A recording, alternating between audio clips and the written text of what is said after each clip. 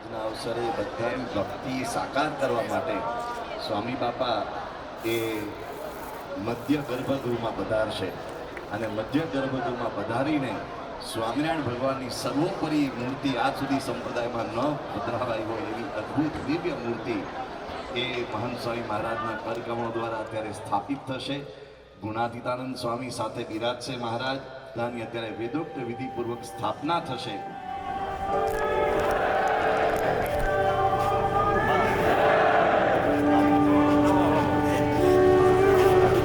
અક્ષરધામના મુખ્ય ગર્ભગૃહમાં પરબ્રહ્મ પરમાત્મા સર્વોપરી પરમાત્મા શ્રી હરિ ભગવાન સ્વામિનારાયણની દિવ્ય અને ભવ્ય રમણીય અનુપમ અને અદ્વિતીય એવી મૂર્તિના સ્થાપનનું પૂજન અત્યારે પરમ પૂજ્ય સ્વામી શ્રી કરશે.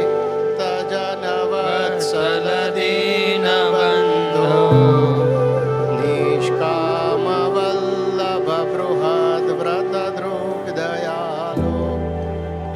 અને યોગાનું યોગ 30મી ઓગસ્ટ રક્ષાબંધનનો દિવસ એ મૂર્તિ સ્થાપન માટે નક્કી થયો. બહુ અદ્ભુત મુહૂર્ત હતું. કળશનું સ્થાપન, કળશનું પૂજન એ દિવસે બાપાના હસ્તે ગોઠવાયું. એ જ દિવસે મૂર્તિનું સ્થાપન પણ બાપાના હસ્તે પરમ પૂજ્ય મહંત સ્વામી મહારાજના હસ્તે મહારાજના આસન ઉપર થઈ જાય એવું નિર્ધારિત થયું.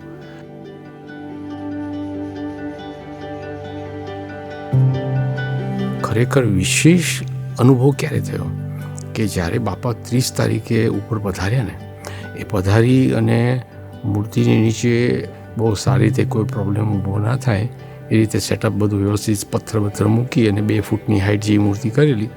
પણ મહંત સ્વામી મહારાજ ત્યાં ઊભા જે ઉત્સાહથી અને જે આનંદથી એ પોતે પણ પ્રમુખ સ્વામી મહારાજની જેમ ખેંચાઈને એકે એક યંત્ર અને જે કાંઈ બધું અંદર વિધિ કરવાની હોય ને બધી વિધિ એમણે ત્યાં આગળ. અને આપણને રીતસર એમ દેખાય કે શરીરની અંદર વીકનેસ એટલી હતી, બેલેન્સ જાળવવું પણ મુશ્કેલ હતું, પણ એમનો ઉત્સાહ સમાતો નહોતો.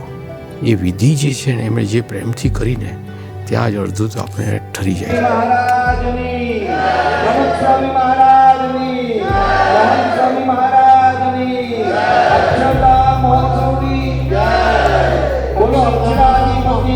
અક્ષરાધિપતિ સ્વામિનારાયણ ભગવાનની બોલો. અક્ષરાધિપતિ સ્વામિનારાયણ ભગવાનની.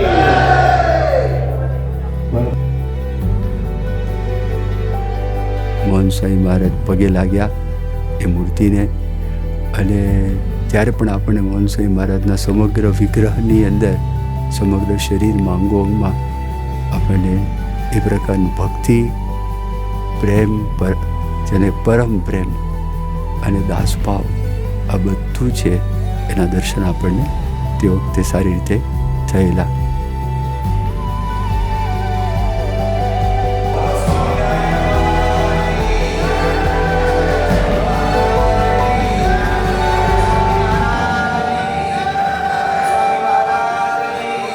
એટલે 100% કોન્સન્ટ્રેશનથી બધી મૂર્તિ જોઈ.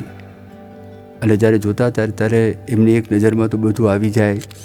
મહારાજની જે પાગ છે, મહારાજનું છોગું છે, મહારાજનું કપાળ, તિલક, ચાંદલો, ભ્રકુટી, નાસિકા, ગાલ, હોઠ, કાન, મહારાજના વાઘા, મહારાજ જે રીતે અભય મુદ્રાની અંદર બધાને આશીર્વાદ આપી રહ્યા છે, વરદ મુદ્રા છે બીજા હાથે, તો વરદ મુદ્રા પણ જેવી રીતે છે, જે રીતે મહારાજ પગ ઉપર પગ રાખીને બેઠા છે, એ સંપૂર્ણપણે જોયું અને પોતે એટલા બધા રાજી થયા.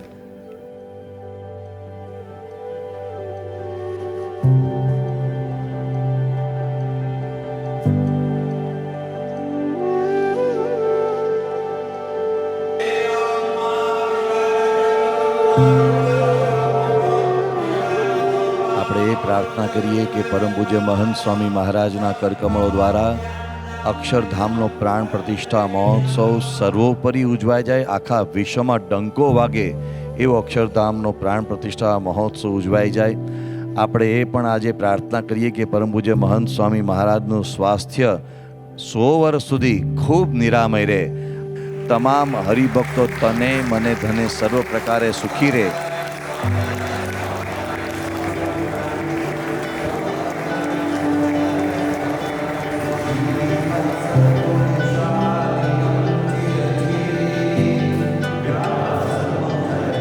એમાં જ્યારે 30મી તારીખે જ્યારે બાપાએ આ મૂર્તિ આખી જોઈને એટલે પહેલાં પેલું આપણને એ જ હતું કે બાપાના રિએક્શન શું છે એ તો ખબર છે કે બાપાએ સ્વતઃ પ્રેરણા કરીને એમણે જ બધી ડિટેલિંગ્સ બધી આખી કરેક્શન પહેલેથી માંડીને બધા કરેક્શન સાઇઝ ઇવન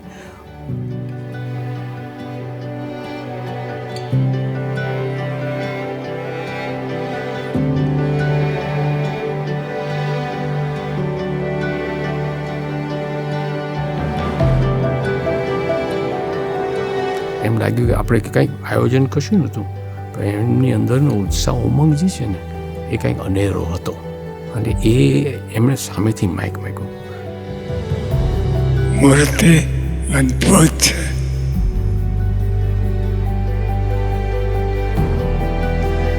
અને આપણે સંભળાય મને સાંભળ્યું માઇક શબ્દ એ બોલ્યા ને આપણને ખબર ને શું બોલવો છે. એક જ શબ્દ માટે ખાલી એક જ શબ્દ બાપાને બોલવો હતો અને માઇક અદ્ભુત મૂર્તિ એમ. અને બે હાથ આમ કર્યા એટલે દેટ મીન્સ કે 100% આ મૂર્તિ છે એમના મનની અંદર જેવી મૂર્તિ હતી એવી ને એવી જ મૂર્તિ આ તૈયાર થયેલી છે. મૂર્તિ અદ્ભુત છે.